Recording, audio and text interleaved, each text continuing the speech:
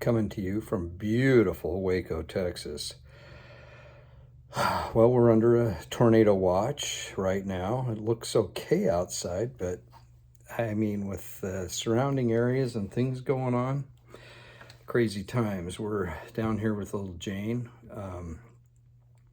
Well, we're watching the other three children, but Sue's been taking turns at the hospital. Little Jane's going through some very hard times right now. So I know, I ask you guys this, but, and you do it, and you're so faithful, but we just, prayers. And you're all going through things. You've all gone through things. You know how this is all consuming, but we're finding peace. We're finding faith. I know it sounds a little bit cheesy, but I was thinking of the song by Tim McGraw, Always Stay Humble and Kind. That, for me, is what the Lord told me to do. Stay humble and stay kind, okay? So that is what I'm going to aspire to. Easier said than done, right? I've thought that Come Follow Me reading this week was just amazing. All the things. I mean, I would have to have a pile of notes just to go over the 2 chapters that we covered and all the things of forgiveness. You know, if the Father forgives you, you forgive others. And if you don't forgive, then he's not going to forgive you, in that great parable. The parable of the Good Samaritan. You know, for me, I know not everybody's like this, but I am. If I'm where the area is, or if I've been to the area that is part of the parable, it just makes it real. And so, having been to Jericho and then visualizing that path that's still there, and a little further south is now a road that goes from Jericho up to Jerusalem. But very narrow, very steep. You're probably climbing 3,000-4,000 feet from Jericho to Jerusalem. That's just a guess. So very steep and very narrow, and a great place for thieves to attack. And so you contemplate this scenario, because there's a priest, whoever that may be, a priest that comes by this poor fellow that had been attacked by thieves and beaten and robbed. And then a Levite, which is really interesting, because that really ties to someone that works at the temple, to me, the Levites. Does the same thing. And then a Samaritan comes by. And I think Christ is just really driving home this idea of position and power and authority and all this kind of stuff means nothing if you're not humble and kind. And so this Good Samaritan, so the Samaritans were further north. Samaria, which we call the biblical heartland now, we call Judea and Samaria. So Judea would be further south and pretty much in the kind of the deserty region. I would say the more arid, and Samaria is up higher in the mountains. And when Christ met the woman at the well, the Samaritan woman, and she went and told everybody, and this really was the beginning of his preaching the gospel and claiming who he was, the Son of God and the Messiah. It's pretty cool. Making a point, because the Samaritans were, I don't know, it appears they were somewhat like leftovers from the Assyrian takeover of the northern kingdom, and they had mixed and mingled with Assyrians and others, and they still claim to be of Israel, but they had all different holy sites, and they had the 5 books of Moses and some other things, but really looked down upon by the Jews. So trying to equate who the priest, who the Levite might have been, comparing that to who would be that today, who the Samaritan would be, who actually looked at this poor individual and said, I'm going to, didn't even really think about it, just went, this is somebody I got to help, take care of, and went out of their way and said, if there's any more expense, I'll come back on my next visit and make it up. You take care of this person. I mean, that's goodness. That is goodness. So when we think of, here's some of the things I thought of. People of other faiths that we might look down upon because they don't have the fullness and they don't teach everything that we teach as members of the Church of Jesus Christ of Latter-day Saints, but are just awesome Christians and good people that would do anything. And I'm thinking of our friends from Florida that we had on several videos back. I immediately thought of them. To me, they're the Good Samaritan. They're better than people that I know that have had all kinds, including myself, callings and positions, and do this and do that, attend the temple, but maybe a little bothered to help somebody out. So I think Christ was teaching an amazing thing there with that story. Gosh, there's just so many. Going to probably Bethany, which you would, on your way to Jerusalem from Jericho, as you near the top of the Mount of Olives, you would hit Bethany. So Bethany would be on the east side of the Mount of Olives. And that's probably where Mary and Martha were. And you have that great story of Martha busy, and Mary's just like, I just want to listen to what Jesus has to say. And Martha's like looking at her like, what the heck, And there's some great lessons there. And I've heard all the different explanations, maybe not all, but most, of trying to explain how good Martha is. But it's pretty simple. It's pretty simple. There are things that are required, we have to do, and it's just our nature to be busy and doing things, especially Latter-day Saints. We're a busy people, assignment driven.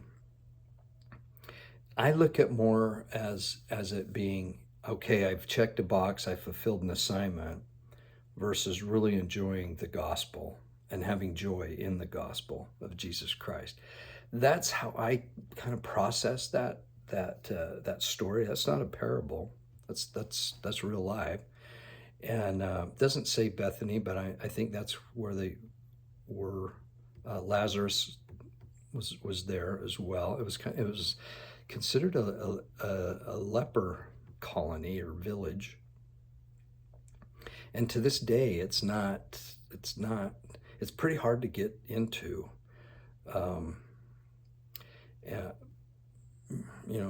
It would be considered West Bank or probably Judea type area.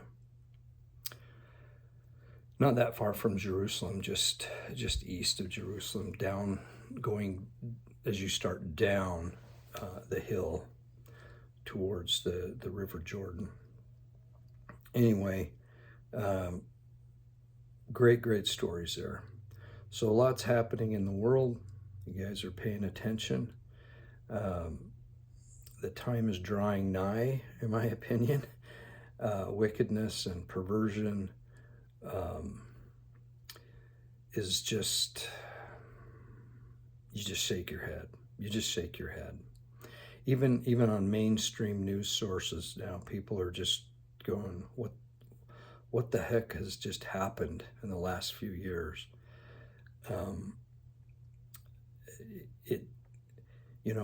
With the transgender movement has totally taken over the narrative of the whole alphabet, right? Group, and each one of those letters, right? We've talked about this, represent somebody, some person, and some calling, some mission to promote. And all of those lead to neither root nor branch, as it says in Malachi and a few other places. It's also in the Book of Mormon. But when you have these things becoming so wicked, we also read where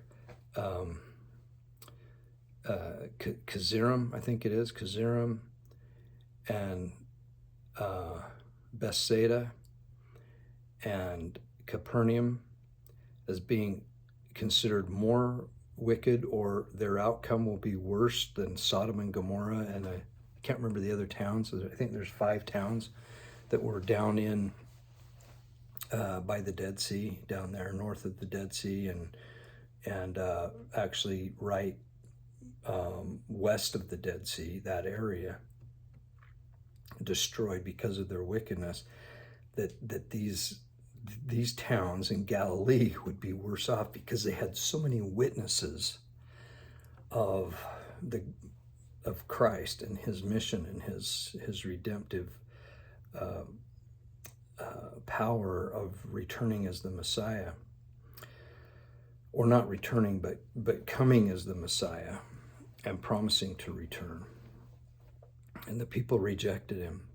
And we've talked about this before, but all those towns are still in ruin, because of what Christ said would happen to them, and that's obviously been fulfilled. So that was mentioned in our reading as well. Christ is making his way to Jerusalem, and things are going to get really real here in our upcoming reading. We're going to hear another version of the Lord's Prayer, which was on the Mount of Olives, more than likely given there, as well as it was given up in Galilee on the Sermon on the Mount. But all these things, there was a place, it happened, and we're just reading it, and now we're seeing the fulfillment of how wicked and how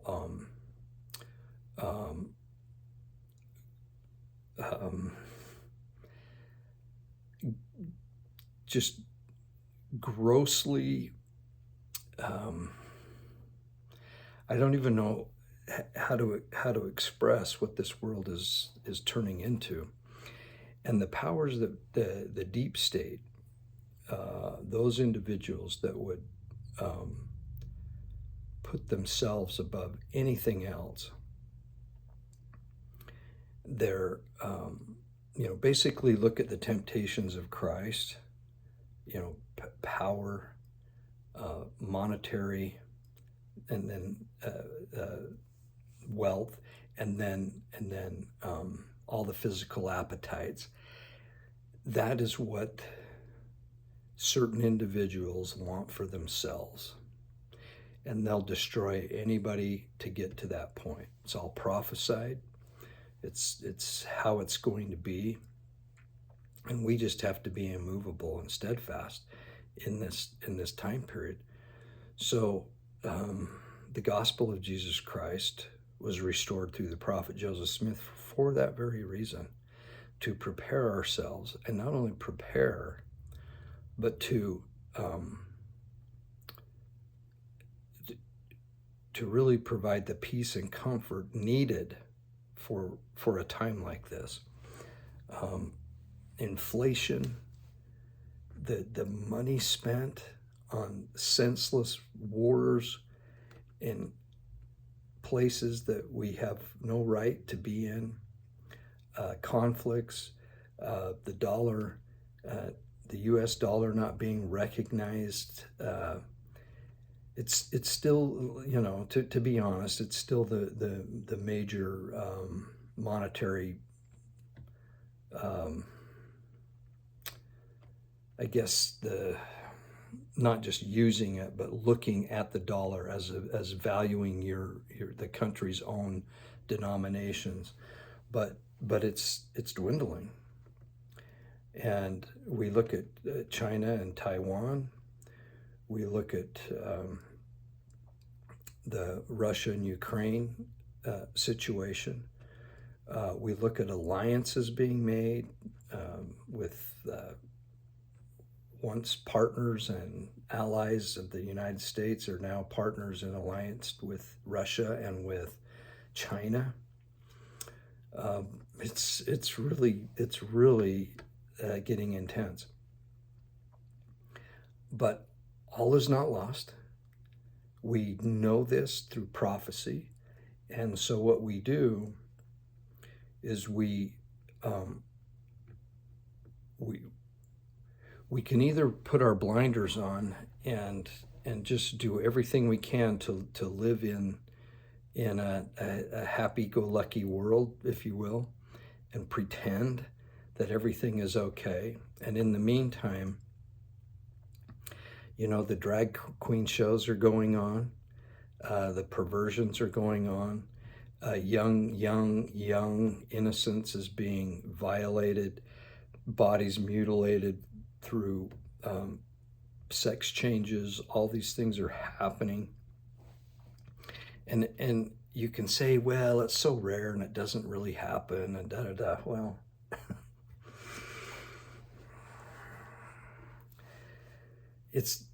the information is out there. Somebody sent me just a really good video. It's probably a 10-15 minute video. It's on Rumble, and it's about the real Mitt Romney. It'll blow your mind, the connections with much of this evil of Mittens. And he's just one of many. You know, these guys are all connected. It's all, and it's so similar to what we read in the Book of Mormon. You know, we talked about 3 Nephi chapter 6 and 7 and that time period. And this is where we hear of the secret combinations rising up. And I really think that 3 Nephi, I might have said 2 Nephi, 3 Nephi chapter 6 is really where we are at this time period. And there's corruption, there's apostasy in the church when we see that. So let's pay attention. Let's pay attention. I don't know what else. You know, I'm a bit overcome with all these things that we're dealing with, and so that's why I haven't done, you know, videos and things, because it's not only mentally and spiritually consuming, it's what we need to be doing, and you know, maybe not doing this so much. But I am reading, I am studying, I am contemplating when I can, very much internalizing that as to how I need to be at this time versus trying to fix everybody else like it seems like I usually do. I have all the answers. I'm going to tell you all how to live. Anyway, it's just I don't know. Anyway, Utah, get ready to be flooded. Now the Great Salt Lake, remember those of you in Utah, how we were told that the Great Salt Lake is, it's going to take years and years and years to get it back, and we have to, do everything in our power to save the Great Salt Lake, and kill your lawns, don't water anything, just make sure that water ends up into the Dead Sea. Well, I think it's risen 4 or 5 feet, and the runoff hasn't even really started yet.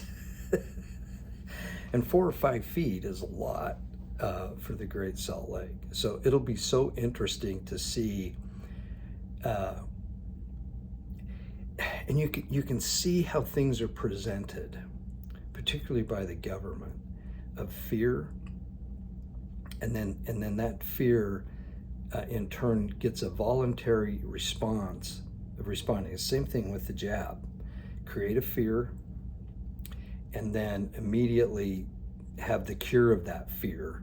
And so instead of forcing people to do something you want them to do, they just volunteer. Just, we're just going to go do it without any thought of anything, So it would be so fascinating that with one good snow year, big snow year, the Great Salt Lake is actually going to be in really good shape, for a few years or several years. The other thing is the false reporting on the reservoirs. It's just so annoying. I hear this on KSL all the time. The report would be, well, the reservoirs are only like 60% full, so we're still just in dire strait because they need to be filled up. They're not filling them up on purpose because they don't have room for the water. Many of these reservoirs could be filled 3 and 4 times over with the water that's in the mountains, or the snow that's going to melt and end up in the reservoirs. So they're just letting it go. That's why the Great Salt Lake is rising, because many, the Weber and the I don't know, several other creeks, the Jordan River ends up there, and going into the Great Salt Lake. The Bear River, all these, and all the Wasatch Front rivers end up there through the Jordan. But it's just false news reporting. You really, I shouldn't say you, we all need to really kind of pay attention and not believe all this nonsense. Now, I see that there's a new jab, that a vaccine, actually it was reported on KSL, so I can say vaccine, that's going to be coming, or no, that's out now, and they're not recommending the mRNA type of vaccine anymore. Why not? I thought it was proven to be safe and effective. Why isn't that approved anymore? No, they've got a new one, and it's going to it's a booster in a sense. So, and I think it's like going to be good for 6 months and older. So you've had to have the other vaccines, but no more mRNA vaccines. Now, isn't that interesting? And they're not recommending that anymore. And that's all they say. That's all the CDC says. So now we're going to have this new vaccine, and then the change to it. So it's available now, and then there'll be another one in the fall, and it's supposed to adjust to the Omicron variants. And so every 6 months there'll be a new one that you can just rush down and get. It's, folks, why? How many of us said, be careful of that mRNA?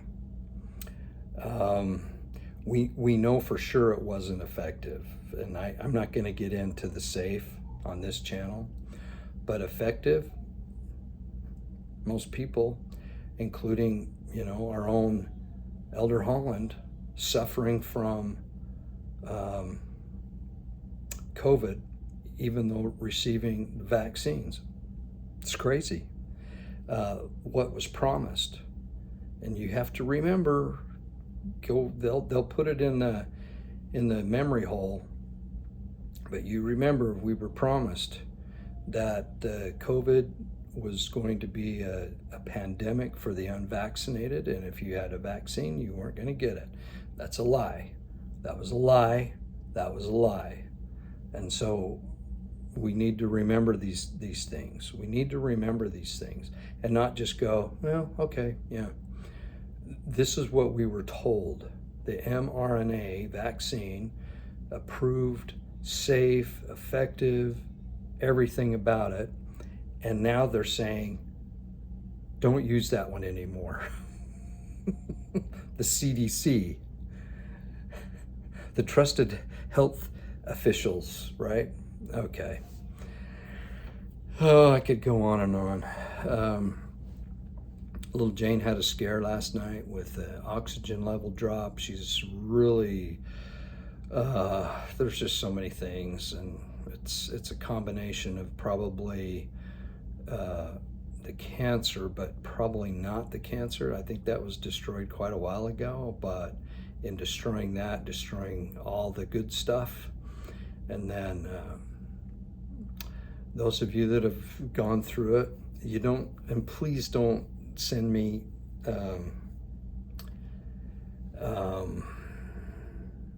things that adults can take and do, because they have some agency. Jane turned 5 on Easter Sunday, so a couple weeks ago. And as the parents of a 5-year-old in Texas, you can't just say, well, we're going to go a different route and we're going to do this and do that. And most nutraceuticals, homeopathic, other ways of treating cancer are, in my opinion, awesome. But once the damage has been done with the chemo, it's pretty hard for those other methods to have much of an effect. So the body has to somehow do its thing. So anyway, she's really struggling, and we're just hoping and praying. Obviously, there's been priesthood blessings, and I've had the great honor of participating in those blessings, and I can attest that our Heavenly Father and His Son Jesus Christ are present, and guardian angels are about, and miracles and wonderful things have happened, and the goodness of people here in Texas, in the ward and in the neighborhood, just the best of the best. You just see kindness and goodness. So much to be grateful for. We as a family have been focusing on our prayers of gratitude versus prayers of requests. It's made a big difference. I hear the baby crying. The baby is my responsibility right now. So I am going to end this video. We love you all. You're great folks. You're great support. Hopefully I'll be able to share some other things and do some things here in the future. But right now, laser focused on family and situations at hand. God bless. We'll talk to you soon. Bye.